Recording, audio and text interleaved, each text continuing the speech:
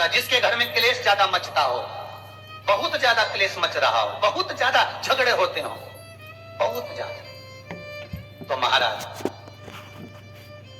शंकर भगवान पर थोड़ा सा चावल एक कटोरी में गला लो, थोड़ा सा चावल गलाओ, गलाकर उसको पीस लो, पीस कर उस चावल में थोड़ा सा चंदन, थोड़ी सी हल्दी डाल लो, उसका उपटन तैयार करो। बुधवार के दिन, कोई भी बुधवार, शंकर जी के मंदिर में जाकर शंकर भगवान के शिवलिंग पर उस चावल का लेपन करो। 7 लोटा पानी, मात्र 7 सेवन, 7 लोटा पानी शंकर को समर्पित करो, शिव को समर्पित, अपनी कामना कर कर अपना भाव रखो। जब वापिस चलो, जिस कटोरी में से भगवान शंकर को आपने उपटन लगाया था वही कटोरी घर लेकर आओ। घर के मूल स्थान जो भी हैं, हर हॉल में, कमरे में उसकी एक एक बिंदी लगा दीजिए। मात्र 3 बुधवार आप कर लीजिए, आपके घर में कभी क्लेश नहीं हो सकता। भूमि का कितना भी दोष होगा सिद्ध हो। जिस घर में रुपया आ रहा है, जा रहा है, 1 रुपए कमा रहे हो, 100 रुपए खर्च हो रहा है, घर में पैसा नहीं दिख रहा, व्यापार तो अच्छा कर रहे हो, घर में 4-4 लोग कमा रहे हैं, सब कोई मिलकर कमा रहा है, तो भी पैसा नहीं दिख रहा, तो भी धन नहीं दिख रहा, रुपया नहीं दिख रहा। महाराज अगर धन संचिता में नहीं पड़ रहा, धन संचिता में नहीं आ रहा, तो महाराज शिव महापुराण की कथा कहती है तिल्ली का लेपन। तिल्ली काले कलर की तिल को लेकर उसके साथ में थोड़ा सा चावल, और हमारे यहाँ चावल के साथ में चावल की धान आती है, आपको बाजार में मिल जाएगी चावल की धान, जिसको जौ का भाग अलग हो जाता है, जौ गेहूं की हो जाती है, पर चावल की धान कहते हैं उसको। इन तीनों को एक कटोरी में रख, महाराज दरवाजे के नजदीक में, जब दरवाजे से अपन बाहर निकलते हैं तो उल्टे भाग में उसको रख दिया जाए। घर से 1 लोटा पानी जिसमें कच्चा दूध मिला हो, वो कटोरी शनिवार के दिन रखकर रविवार को उठाकर ले जाकर कलश नीचे रखकर सीधे हाथ में कटोरी रखकर शंकर जी को समर्पित कर दो। जल चढ़ा दीजिए। बाबा भोलेनाथ के जो चरण पादुका है, उस पादुका में वही तिल्ली, वही चावल का भाग, वही जौ, जो आप चावल का धान बोलेंगे, धान, उसको लेकर दोनों भाग पर समर्पित कर दो। आते समय वो दोनों भाग पर चढ़ी हुई तीनों चीजें उठाकर लेकर आ जाएंगे। दुकान में, व्यापार में, व्यवसाय वाली जगह पर उसको रख दीजिए। कभी जिंदगी में संपदा कम नहीं होगी, संपदा बढ़ेगी। 3 रविवार आपको करना, सुख की प्राप्ति के लिए, ये भूमि के दोष को मिटाने के लिए। आपको कथा में पहले भी कहा था, 12 नक्षत्र, समय, घड़ी, पल, दिन, एक एक पल, एक एक घड़ी, एक एक क्षण शिव बना था। देव सोनी एकादशी पर जब सोने जाते हैं तो भगवान शंकर को बुलाकर कहते हैं, ये 4 महीने जितना दान, पुण्य, सत्कर्म, संकीर्तन, भजन, कीर्तन जो होगा शंकर, ये मैं नहीं करा सकता, तुम करा सकते। इसलिए चतुर्मास की शुरुआत ही श्रावण से, इसलिए चतुर्मास की शुरुआत ही श्रावण से। शंकर कहते हैं पहले जल में चढ़वाता हूं, पहले मैं भजन करवाता हूं, स्मरण करवाता हूं, कीर्तन करवाता हूं, जितना भजन, दान, पुण्य, स्मरण, नाम, कीर्तन जो होगा चतुर्मास के अंतर्गत वो सब देवभाग को प्राप्त होगा। पितरों को, पूर्वजों को, आहूतों को दान करो, पुण्य करो, सत्कर्म करो, चाहे गौ माता को दो, चाहे बहन बेटी को दो, चाहे किसी भिक्षुक को कुछ दो। उस समय तुम्हारे चेहरे पर सल नहीं होना चाहिए, उस समय तुम्हारे चेहरे पर, तुम्हारी नैनों में अश्रु नहीं होना चाहिए, उस समय तुम्हारे चेहरे पर प्रसन्नता होना चाहिए।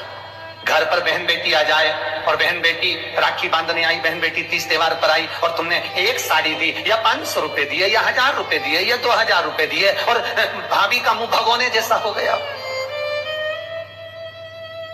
चेहरा उतरा हुआ। भाई राखी बंधवाने बैठा तो पहले जेब में अंदर से जाकर पत्नी से पूछ कर आया, इसको 500 देना है कि 300 देना है?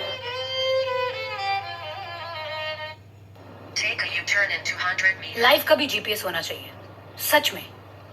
Take a U turn, Ayush is not the man for you.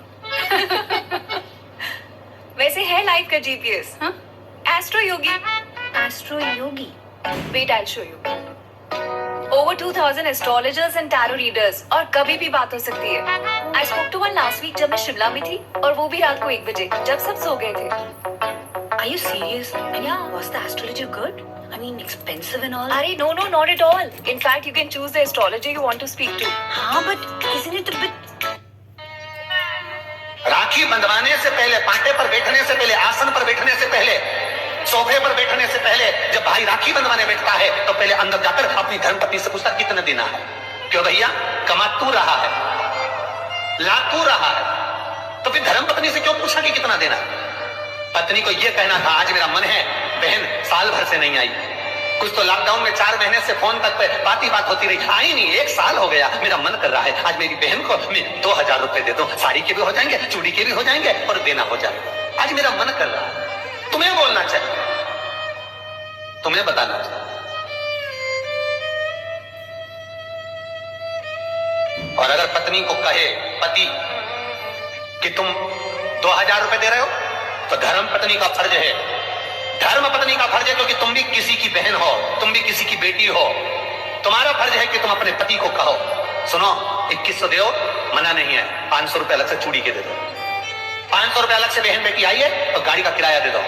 ये जब धर्म पत्नी अपने पति को कहेगी, पति के चेहरे पर प्रसन्नता होगी.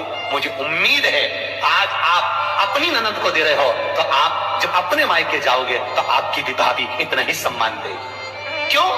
एक उंगली जो हम किसी पर उठाते हैं तो ये 3 उंगलियां हमारी ओर जाती है. हम एक के लिए अगर व्यवस्था करते हैं तो कहीं ना कहीं आपकी व्यवस्था भी पूर्णता में हो पाती है.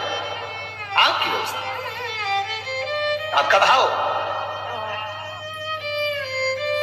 आपका आनंद. आप किसी के लिए अगर समर्पित हो रहे हो, आप किसी के लिए समर्पण कर रहे हो, आप किसी के लिए अग्रण्य हो रहे हो तो वहां से पूर्णता का अग्रण्य का भाव तुमको भी प्राप्त होगा.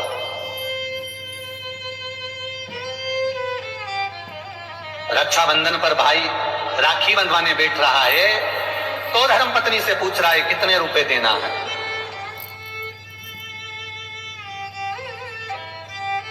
प्राण छूटने के बाद भगवान विष्णु लक्ष्मी से पूछे बता इसको नरक भेजू कि स्वर्ग?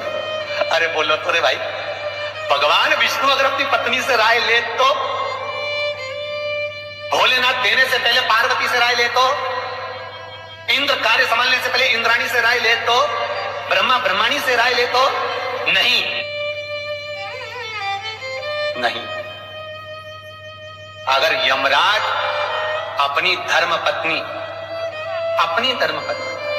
दक्षिण से पूछे, ए दक्षिणा तू बता कि ये जो मरा है इसको मैं स्वर्ग भेजूं कि नरक? तो सबसे ज्यादा अगर दक्षिणा देवी बोलेगी तो एक ही बात बोलेगी यमराज की पत्नी, एक काम करिए इसको नरक भेज दो. क्यों? क्योंकि ये कभी दक्षिण मुख कर कोई काम ही नहीं करा. बोलो, दक्षिण मुख करके कौन कार्य करता है? दक्षिण मुख करके कौन पूजन करता है? दक्षिण मुख करके कौन स्मरण करता है? दक्षिण मुख करके कौन सेवा करता है? तो दक्षिणा को तो क्रोध आना चाहिए कि ये कभी मेरी ओर मुंह करके कभी भजन नहीं करा, इसने कभी मेरी ओर मुंह कर मेरे को देखा तक नहीं, कभी मेरी ओर मुख नहीं करा. तो दक्षिणा देवी तो क्रोध में आकर बोल देगी इसको नरक भेज दो.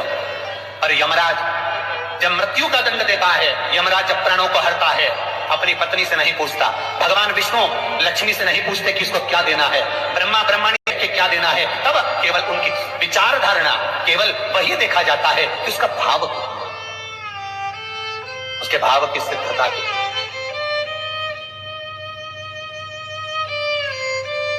पर आज का जमाना, बहन जैसे ही आई राखी बांधने, भैया चलो बैठो पार्टी पे, अंदर अभी आया, अंदर गया, कितने दिन साड़ी रखी है मैंने निकाल दी है, धर्मपत्नी कहती है साड़ी निकाल दी मैंने, ये साड़ी दे देना. और सुनो साड़ी के पास 500 रुपए रख देना, बहुत है, साड़ी भी तो दे रहा है. और ये तूने जो अपनी ननद के साथ करा, अब तो अपने मायके जा और तेरी भाभी तेरे साथ करे तो तुझे कैसा लगेगा? 3 को देने से कभी नहीं घटता, शिव महापुराण की कथा कहती है. पहला बहन बेटी को देने से, दूसरा गौ माता को देने से, तीसरा संत ब्राह्मण को देने से कभी नहीं घटता महाराज. बढ़ेगा, घटेगा नहीं. बहन बेटी को देने से कभी घटता नहीं है. तुमने जो दिया उसका 4 गुना अगले साल तक तुम्हें प्राप्त हो जाएगा. गौ माता को 1 रोटी दी है, गौ माता के निमित्त से 1 रुपया निकाला है, गौ माता के निमित्त से 1 रुपया भी अगर तुमने दान करा है, पुण्य करा है, उसके निमित्त का अगले वर्ष तक यही तारीख लिख कर रखना, कितना पुण्य प्राप्त होता है, कितना फल प्राप्त होता है, कितनी लक्ष्मी प्राप्त होती है। देने से घटता नहीं है। तीसरा, संत ब्राह्मण को देने से कभी घटता नहीं है। आपने जो दिया उसका 1000 गुना आपको प्राप्त हो जाता है, 1000 गुना। शिवाय नमस्तुभ्यं श्री